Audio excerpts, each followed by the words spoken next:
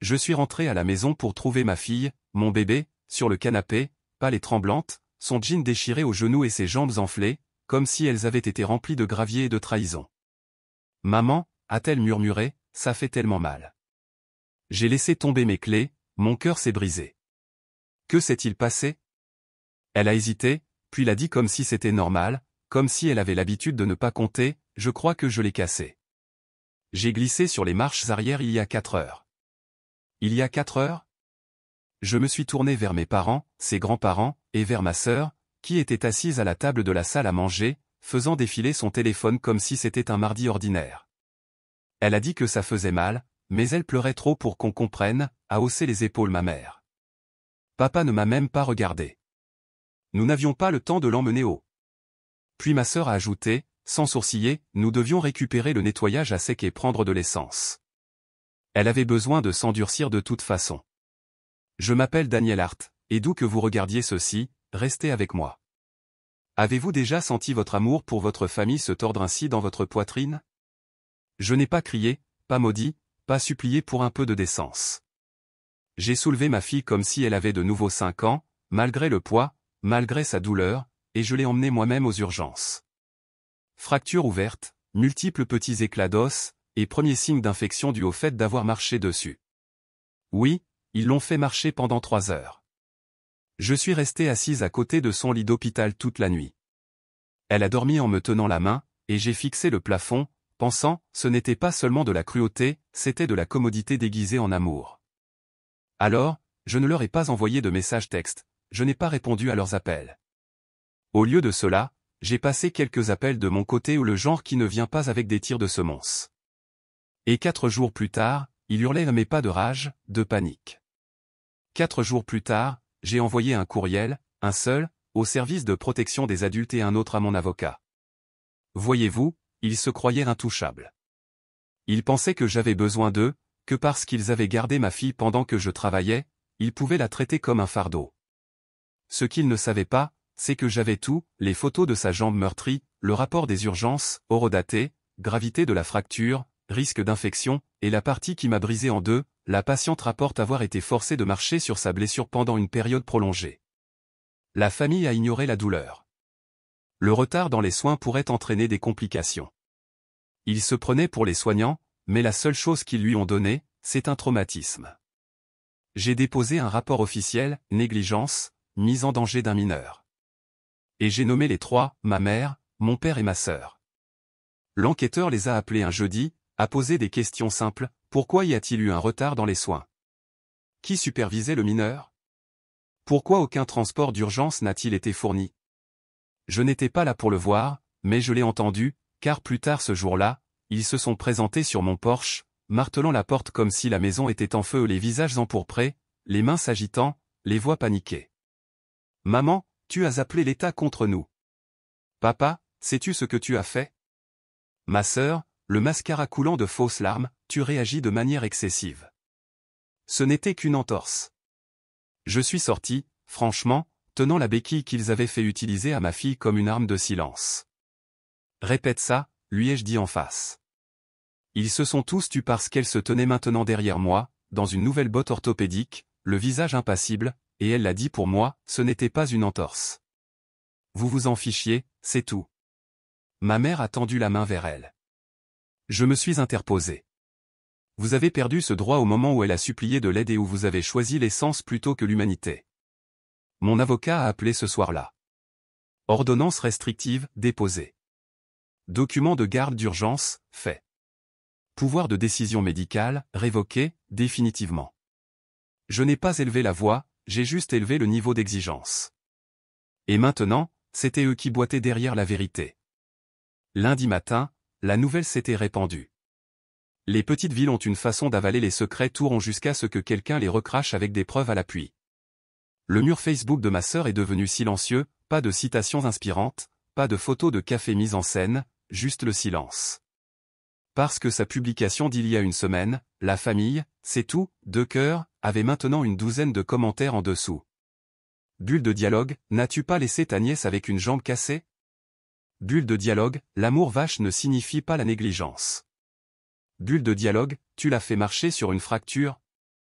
Mais qu'est-ce qui ne va pas chez toi? Je n'avais pas dit un mot publiquement, je n'en avais pas eu besoin. La vérité avait désormais ses propres jambes ou des jambes intactes et les gens qui les louaient autrefois ont commencé à s'éloigner comme si la pièce avait pris feu. À l'épicerie, ma mère a essayé d'agir normalement, mais la caissière qui l'avait autrefois embrassée à l'église ne voulait pas croiser son regard. Même le pharmacien, qui l'appelait autrefois par son nom, lui a tendu le reçu sans un mot. Réputation envolée. Leur façade, fissurée, comme un os. Pendant ce temps, ma fille a commencé à guérir physiquement, lentement, mais plus important encore, émotionnellement. Elle a cessé de sursauter quand les gens élevaient la voix. Elle a cessé de s'excuser de demander un verre d'eau. Elle a recommencé à rire. Et moi, j'ai commencé à construire quelque chose de mieux, trouver une nouvelle babysitter, une femme qui traite les enfants comme des personnes, pas des inconvénients, déplacer nos rendez-vous dans une nouvelle clinique, où les infirmières connaissaient son nom dès le 2e jour. Je suis rentré à la maison pour trouver des dessins sur le réfrigérateur, des petits bonshommes allumettes, un avec des béquilles, l'autre lui tenant la main. En dessous, elle avait écrit « Moi et maman. En sécurité ». Cette nuit-là, j'ai ouvert ma boîte de réception, un message de l'enquêteur. L'affaire formelle progresse. Il pourrait être convoqué pour des entretiens sous serment. Ne les contactez pas. Toute communication doit passer par votre conseiller juridique.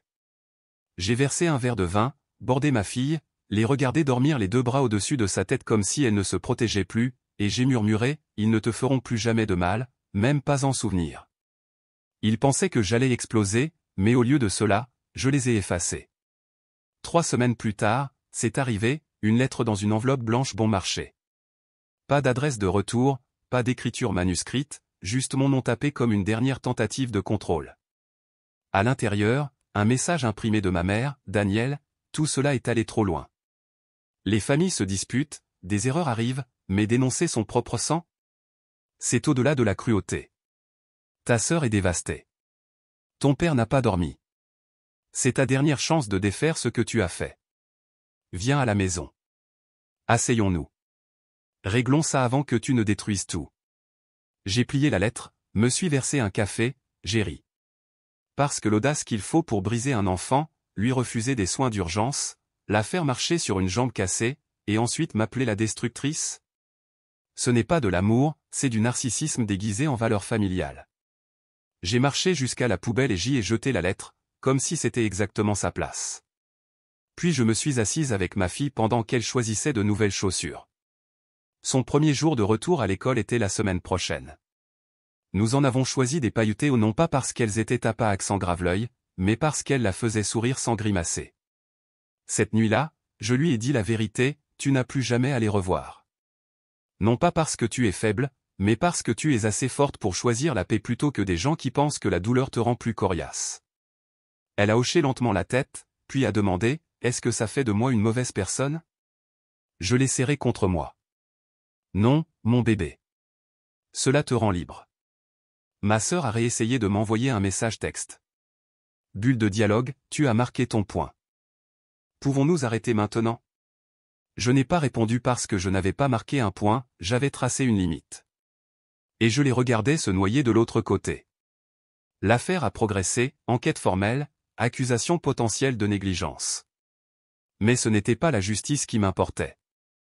La vraie justice, c'était de voir ma fille remarcher non pas dans la douleur, non pas par peur, mais dans un monde où personne ne peut appeler l'abus discipline, ou la trahison amour. Il voulait lui apprendre la douleur, mais je lui ai appris le pouvoir.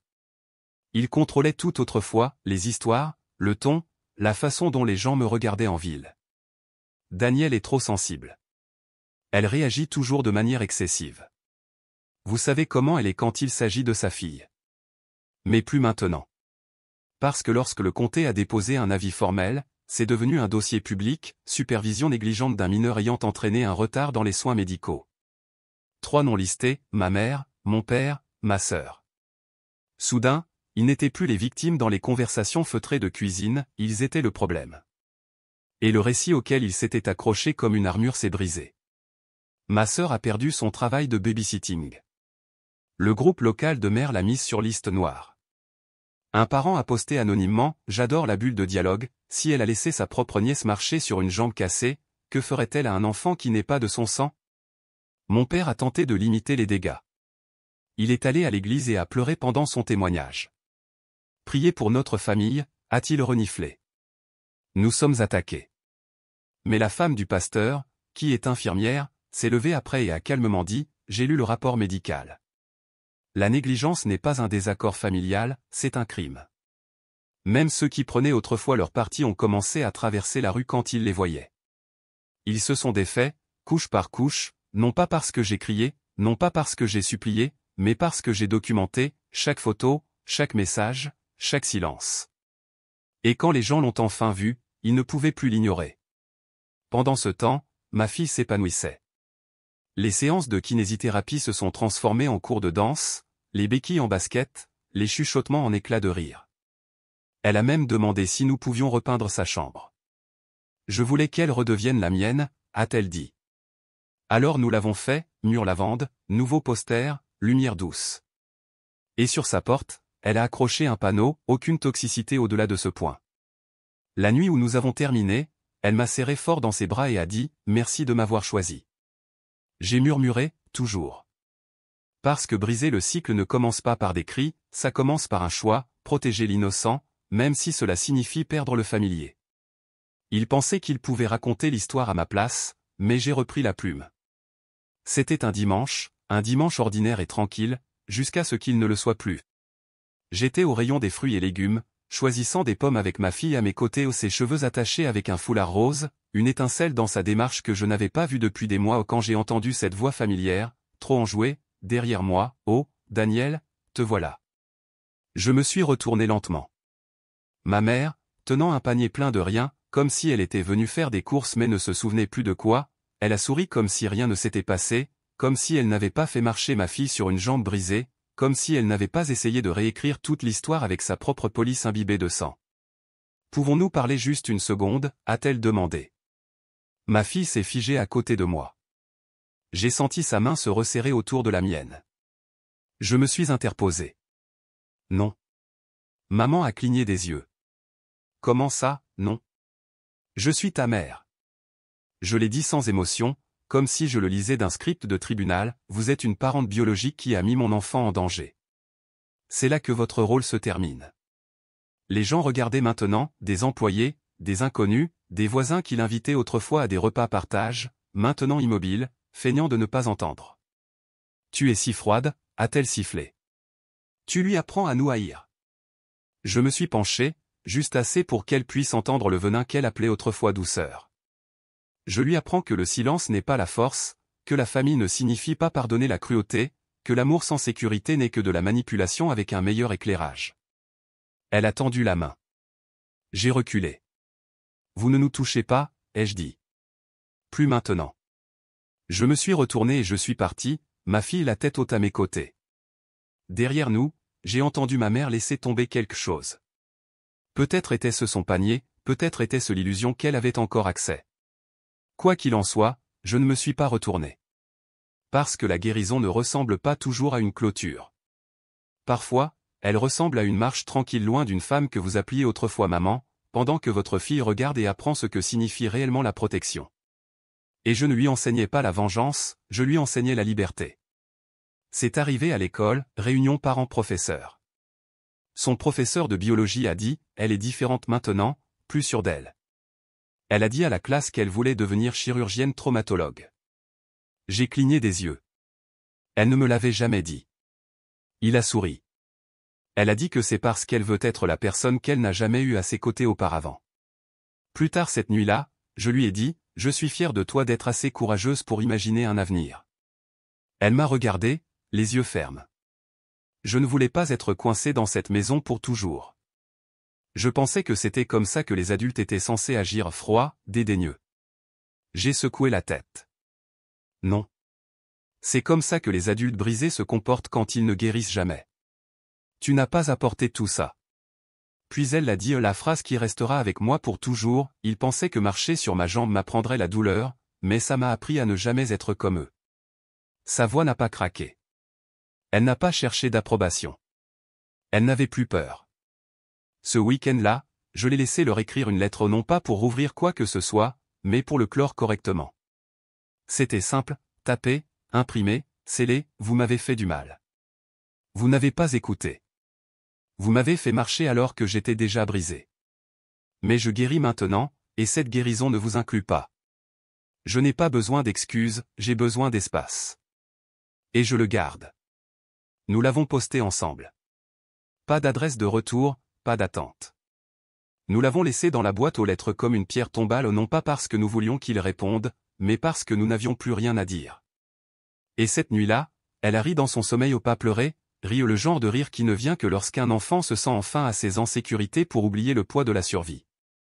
Je l'ai regardé depuis le seuil de la porte et j'ai murmuré, ils ne toucheront plus jamais à cette part de toi.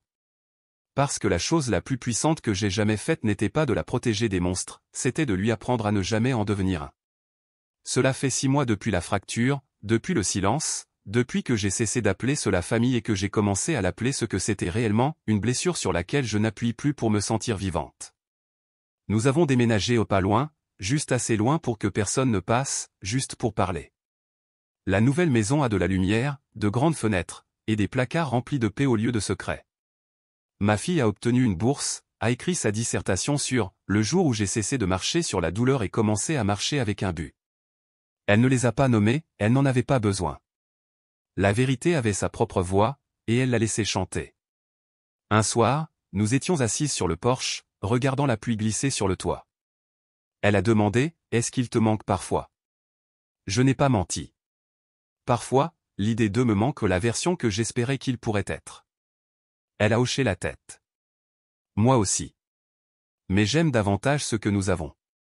Elle a posé sa tête sur mon épaule, et pour la première fois depuis une éternité, il n'y avait aucun poids derrière, aucune peur, aucune excuse, juste de la chaleur, réelle, méritée, guérie. Le rapport a été clos la semaine dernière. Affaire, scellée. Ordonnance de protection, finalisée. Ils ne pourront plus jamais la contacter sans passer par le tribunal. Ils n'ont pas essayé, pas depuis qu'ils ont réalisé que je n'étais plus leur petite fille effrayée.